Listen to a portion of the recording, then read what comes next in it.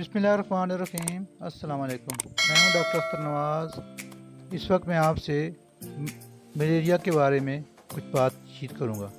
आलमी इदारा सेहत के ज़ेर एहतमाम दुनिया भर में हर साल 25 अप्रैल को आलमी यौम मलेरिया मनाया जाता है।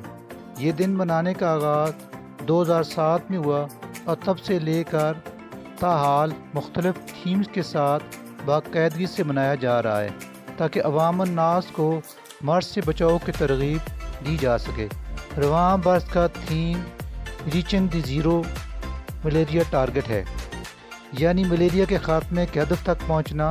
2018 में आलमी इदारा सेहत ने 70 ममालिक के 400 माहिरीन की मुआवनत से 2030 तक दुनिया भर से मलेरिया के ख़ात्मे के लिए एक मरबूत हिकमत अमली मरतब की है, जिसके तहत मुख्तलिफ इक़दामात किए जा रहे हैं। ये थीम भी इसी हिकमत अमली का एक हिस्सा है।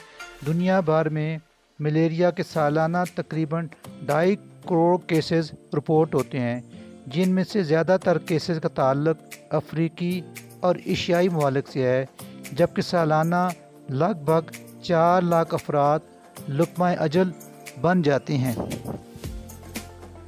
अलावा अज़ीं 100 से ज़्यादा ममालिक खुसूसन अफ्रीका, जनूबी मशरक़ी एशिया, लातीनी और वस्ती अमरीका और मशरिक़ वस्ता से बड़ी तादाद में केसेस सामने आते हैं, जबकि पाकिस्तान में ये मर्ज़ मार्च ta नवंबर ज़्यादा फैलता है।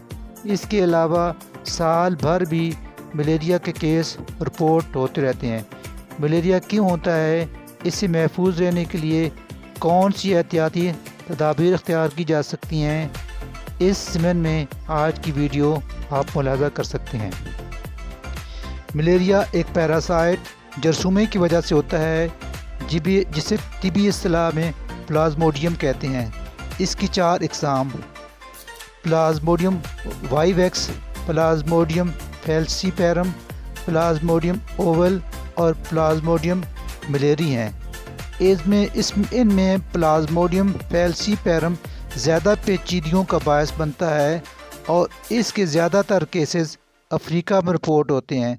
ताहम एशिया, बरसग़ीर और मशरिक़ वस्ता में भी ये किस्म पाई जाती है। प्लाज्मोडियम वाइवेक्स भी एशिया, लातीनी और वस्ती अमरीका में आम है। मलेरिया का जरसूमा इंसान के खून में दाखिल होकर जिगर तक रसाई हासिल कर लेता है। तकरीबन 2 हफ्ते तक जिगर में रहकर अफज़ाइश नस्ल करता है, जबकि इस अरसे में अलामात ज़ाहिर नहीं होती।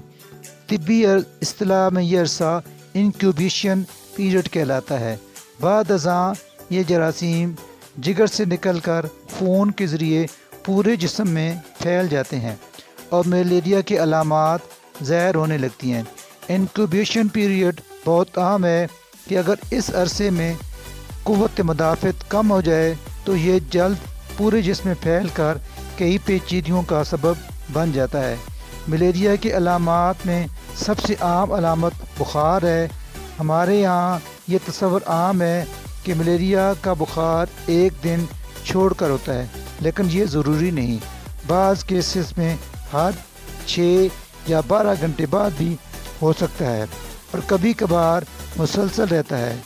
मरीज़ को पहले सर्दी लगती है, फिर कपकपी तारी होकर जिस्म का दर्जा हरारत 103 से 104 फ़ारेनहाइट या इससे भी बढ़ जाता है और पसीना आने पर कम हो जाता है।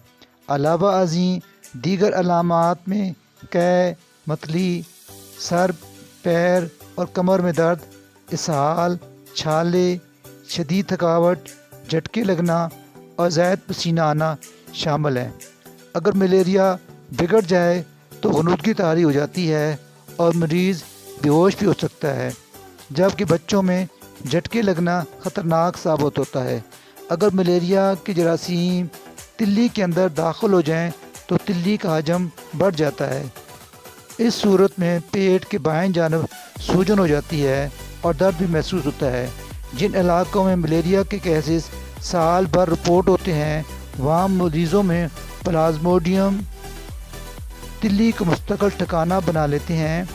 असल में इन मरीज़ों में تلی کا حجم بڑا ہی رہتا ہے اور بر وقت علاج نہ ہونے کی وجہ سے ملیریا کے جراثیم تلی کے اندر ہی موجود رہتے ہیں۔ اس صورت میں 2-4 مہینے کے بعد ملیریا دوبارہ ہو جاتا ہے۔ اس کیفیت کو طبی اصطلاح میں ریلیپس کہتے ہیں۔ یاد رکھیے، جو افراد سال میں 2 یا 3 بار ملیریا سے متاثر ہوں ان میں تلی کا حجم بڑا ہوا ہوتا ہے۔ ان مریضوں کو مخصوص ادویات دی جاتی ہیں جن کے استعمال سے تلی سے ملیریا کے جراثیم ہمیشہ کے لیے ختم ہو جاتے ہیں۔ اگر ملیریا کے جراثیم خون کے سرخ ذرات میں شامل ہو جائیں تو خون کے خلیے ٹوٹنے لگتے ہیں، جس کے نتیجے میں خون کی کمی واقع ہو جاتی ہے۔ اسے طبی اصطلاح میں اینیمیا کہا جاتا ہے، جو ملیریا کی پیچیدگیوں میں سے ایک پیچیدگی ہے۔ ملیریا کے مریضوں میں عموماً ہیموگلوبن کی مقدار 10 gm/ڈیسی لیٹر سے کم ہوتی ہے، جو 8 یا 6 تک گر جاتی ہے۔ ایسے مریض بہت کمزور ہوتے ہیں اور انہیں بار بار چکر آتے ہیں۔ ملیریا کے دوران جیسے جیسے یہ خلیے ٹوٹتے ہیں ویسے ویسے ہیموگلوبن کی مقدار بھی کم ہوتی چلی جاتی ہے اور اس کے ساتھ ہی یرقان بھی ہو جاتا ہے۔ واضح رہے کہ یہ وہ یرقان نہیں جسے عام زبان میں ہیپاٹائٹس کہتے ہیں، بلکہ یہ لال خون کے خلیے ٹوٹنے کی وجہ سے لاحق ہوتا ہے۔ ملیریا کی کئی پیچیدگیاں ہیں، جن سے سب سے زیادہ خطرناک دماغی ملیریا ہے، جسے سیریبرل ملیریا سے موسوم کیا جاتا ہے۔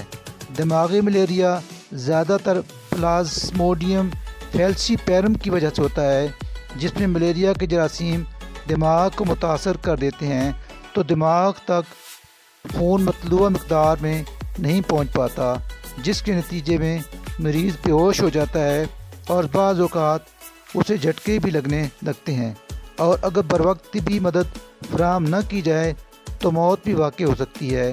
یہ قسم بچوں میں زیادہ عام ہے۔ سیریبرل ملیریا کی دیگر علامات میں منہ سے جھاگ آنا، سانس لینے میں دقت، تیز بخار، جسم میں شدید درد اور بہکی باتیں کرنا شامل ہے۔ علاوہ ازیں ملیریا کی ایک اور قسم خطرناک ہے جسے بلیک واٹر فیور کہا جاتا ہے، جس کی وجہ سے ہیموگلوبن اچانک کم ہونا شروع ہو جاتا ہے، پیشاب سے خون خارج ہونے لگتا ہے، مریض کے گردے کام کرنا چھوڑ دیتے ہیں اور بخار ہو جاتا ہے۔ اس طرح کی پیچیدگی عموماً موت کی وجہ بن جاتی ہے۔ ویسے تو ملیریا کی تشخیص خون کے ٹیسٹ کے ذریعے بآسانی ہو جاتی ہے، البتہ بعض صورتوں میں بلڈ فلم اور ICT امیونوگلوبولن کرومیٹوگرافک ٹیسٹ بھی تجویز کیے جاتے ہیں۔ ICT امیونو کرومیٹوگرافک ٹیسٹ بھی تجویز کیے جاتے ہیں۔ یہ ٹیسٹ ہر لیبارٹری میں کیے جاتے ہیں۔ اگر ملیریا کا ٹیسٹ مثبت آ جائے تو فوری طور پر ادویات کے ذریعے علاج شروع کر دیا جاتا ہے۔ پہلے ملیریا کی ایک مخصوص دوا بہت عام تھی، لیکن اب جب سے ملیریا کے جراثیم میں مزاحمت پیدا ہو گئی ہے تو دوسری ادویات تجویز کی جانے لگی ہیں۔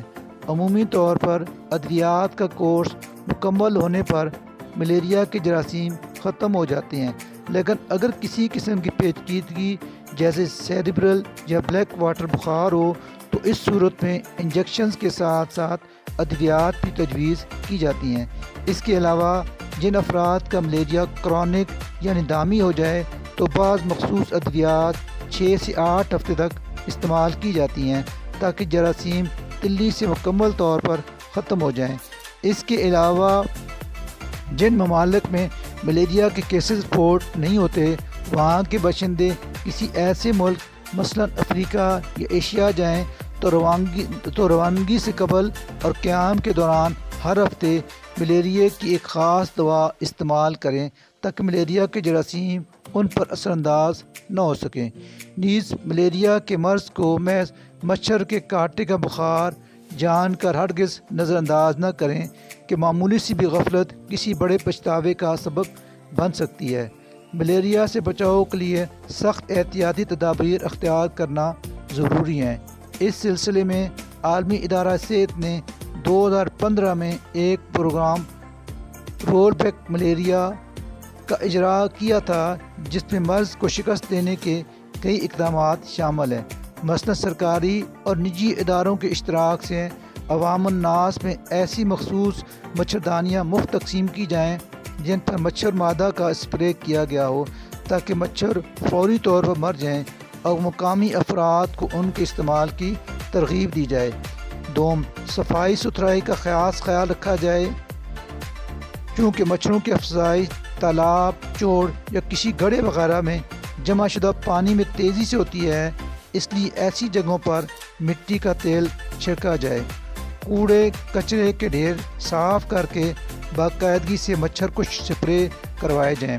اس کے علاوہ دور دراز علاقوں میں ملیریا کے ادویات کی ترسیل سہل کی جائے تاکہ جیسے ہی کوئی کیس رپورٹ ہو تو فوری طور پر علاج شروع کر دیا جائے۔ اس پروگرام کا ایک حصہ عوام الناس بھی ہیں۔ عوام الناس میں ملیریا سے بچاؤ سے متعلق آگاہی فراہم کرنا ہے، جس کے لیے حکومت کے ساتھ الیکٹرانک، پرنٹ میڈیا اور مختلف NGOs کو بھی اپنا فعال کردار ادا کرنا ہوگا، جبکہ چھوٹے بڑے شہروں میں ایسے پروگرامز تشکیل دیے جائیں جن کے ذریعے مرض کے اسباب، علامات، علاج، معالجے اور احتیاطی تدابیر کا شعور اجاگر کیا جائے۔ اگر شہری تعاون کریں تو عالمی ادارہ صحت، سرکاری اور غیر سرکاری اداروں اور معالجین کی مدد سے ملیریا کو شکست دی جا سکتی ہے۔ امید ہے آپ کو آج کی ویڈیو پسند آئی ہوگی۔ اگر ویڈیو پسند آئی ہے تو اسے دوستوں کے ساتھ شیئر اور ہمارے چینل کو سبسکرائب کریں۔